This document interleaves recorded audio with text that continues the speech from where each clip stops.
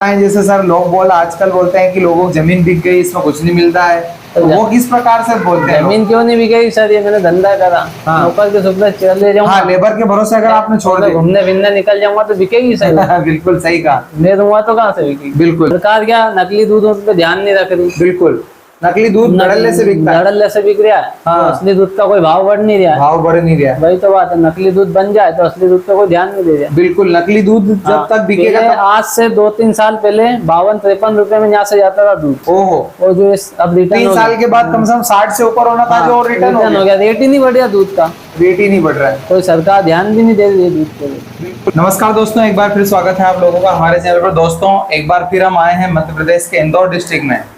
बहुत ही नए युवा जो डेयरी फार्म को संचालन कर रहे हैं, कितना मिल्क का प्रोडक्शन ले रहे हैं, कितने समय से करते आ रहे हैं, और दूध के बिजनेस में, एक डेयरी फार्म के बिजनेस में क्या क्या चुनौतियां होती हैं, किस प्रकार से फार्म किया जाना चाहिए और किस प्रकार की ब्रीड होनी चाहिए, आज इस वीडियो के माध्यम से जानते हैं। आज हमारे साथ बहुत ही नए युवा कहें, बहुत ही सफल डेयरी फार्मर हैं, काफी समय से करते आ रहे हैं। नमस्कार सर, स्वागत है आपका हमारे चैनल पर। क्या नाम है अपना? भास्कर भाव तिल्लोर। अच्छा, ये बताएं सर कि क्या एड्रेस है ये जो तिल्लोर है, कहाँ पड़ता है? ये इंदौर से 10 से 15 किलोमीटर। 10 से 15 किलोमीटर पड़ता है। हाँ। सर ये बताएं कि किस तरह से डेयरी फार्म की शुरुआत हुई, कितना समय हो गया आपको डेयरी फार्मिंग में? ये अपने को हो गए 10 साल। 10 साल हो गए। इससे पहले पिताजी करते आते थे। अच्छा, पुश्तैनी काम है। 40 एक साल हो गए उसको। अच्छा। हाँ।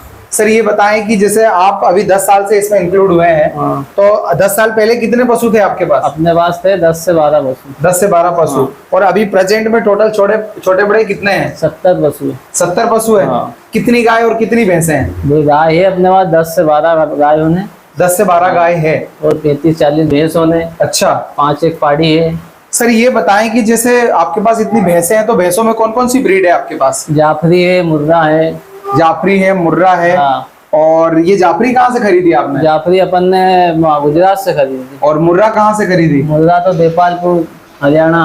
अच्छा। मारवाड़ से भी जाता है। मारवाड़ से भी। हाँ। सर ये बताएं कि सबसे अच्छा रिजल्ट कौन सी भैंसों का है? जाफरी का अच्छा है। जाफरी का अच्छा है। कितने समय तक दूध देती है? ये दूध तो लंबे समय तक देती है। इसकी अच्छा। फेट की क्वालिटी भी अच्छी रहती है। फेट भी ज्यादा आता है? दूध भी गाढ़ा देता है इसका। कितना फेट आता है? इसका करीबन 7-7.5 फेट का। 7 से 8 फेट के बीच में रहता है। सर क्या कॉस्ट में पड़ जाती है? कब खरीदी थी आपने जाफरी भैंस? ये अपन ने खरीदी थी अभी अगले साल ही खरीदी। अच्छा। हाँ, 1,40,000 की। अच्छा। 3 लाख की दो।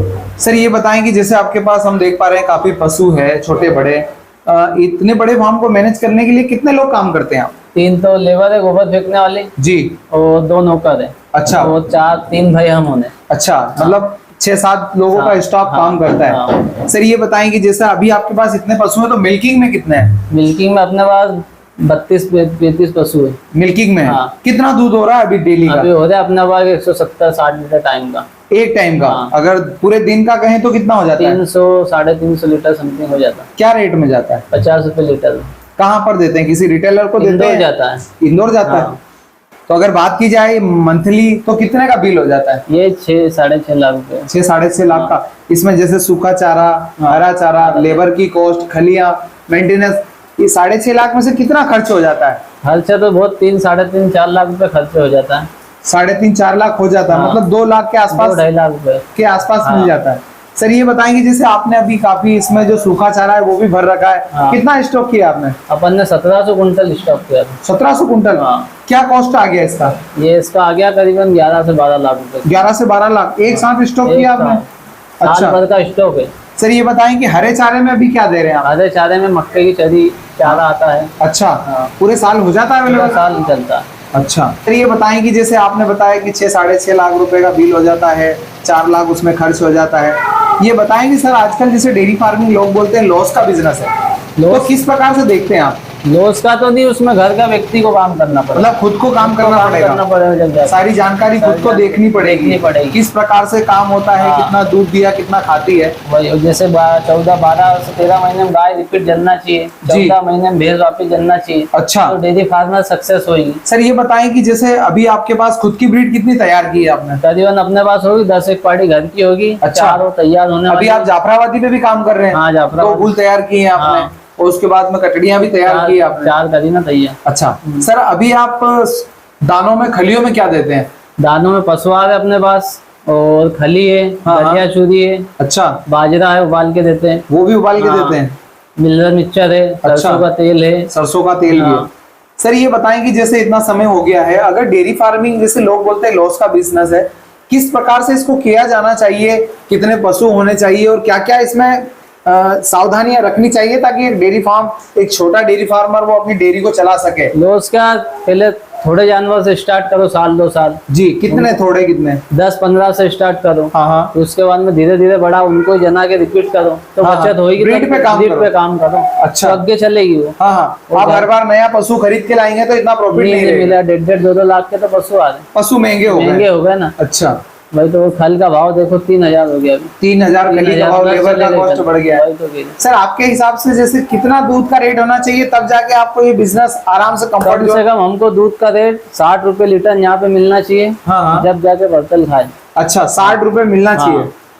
तो किस प्रकार से जैसे 60 रुपए का रेट हो और किस प्रकार से सरकार को व्यवस्था करनी चाहिए जिससे 60 रुपए रेट हो? सरकार क्या नकली दूध उन पे ध्यान नहीं रख रही। बिल्कुल, नकली दूध धड़ल्ले से बिकता है, धड़ल्ले से बिक रहा है। हाँ। तो असली दूध का कोई भाव बढ़ नहीं रहा है। भाव बढ़ नहीं रहा। वही तो बात है, नकली दूध बन जाए तो असली दूध का कोई ध्यान नहीं दे रहा। बिल्कुल, नकली दूध जब हाँ, तक बिकेगा पहले तब। आज से 2-3 साल पहले 52-53 रुपए में यहाँ से जाता था दूध। ओहो, वो जो अब रिटर्न 3 साल के बाद कम से कम 60 से ऊपर होना था जो रिटर्न हो गया। रेट ही नहीं बढ़िया दूध का। रेट ही नहीं बढ़ रहा है। कोई सरकार ध्यान भी नहीं दे रही है दूध के लिए। बिल्कुल, सरकार को कहीं ना कहीं जागरूक होकर सभी पर चेकिंग करना चेकिंग चाहिए, करना चाहिए कौन सा कहाँ से दूध कैसा माल आ रहा है। माल आ रहा है, ताकि जो अपने किसान भाई हैं, जो डेयरी फार्मर वही है, है। उनको अपनी मेहनत का मूल्य सही मिले। सही मिले।